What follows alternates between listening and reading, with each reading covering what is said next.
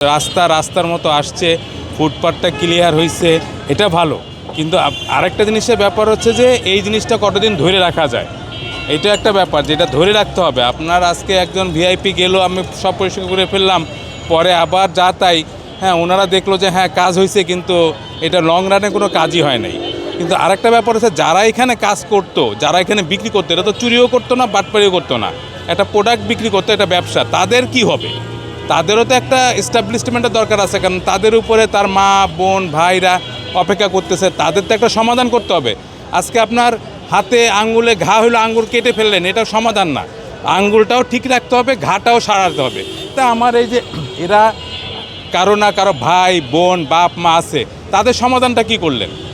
আপনি তো পিঠায় উঠাই দিলেন, ঠিক আছে, এটা অবশ্যই ভালো কাজ করছেন। রাস্তার জায়গায় আসছে, মানুষজন সুন্দর পারাপার হতে পারতেছে, জ্যাম থাকতেছে না, সেটা অবশ্যই ভালো।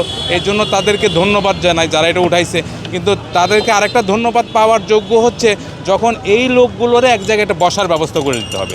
এটা কিন্তু আমার দেশের মানুষ, এরা কিন্তু আমারই ভাই বোন, এদেরকে ছাড়া আমরা না, আমাকে ছাড়াও তারা না। তো ব্যাপারটা হচ্ছে এরকম, আঙ্গুলে ঘা হয়েছে, আঙ্গুল ট্রিটমেন্ট করেন, আঙ্গুলটা কেটে ফেলে ট্রিটমেন্ট করার কোনো দরকার নেই। এদের একটা সমাধান করতে হবে।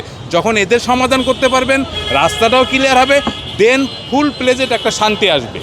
কারণ এরা তো কারো না কারো ভাই বোন রে ভাই। এদের জন্য এই যে এই ছেলেটা শরবত বেতেছে, মা বাসায় আছে, বাবা আছে, ছেলে মেয়ে আছে, তার শিক্ষা ব্যবস্থা আছে, তার বেতন আছে, এইগুলো কি হবে? মাথা ব্যথা মাথা কাটা না, মাথাটাও রাখতে হবে, ব্যথাটাও সারাইতে হবে, তাহলে ধন্যবাদ ফুলফিল পাবেন।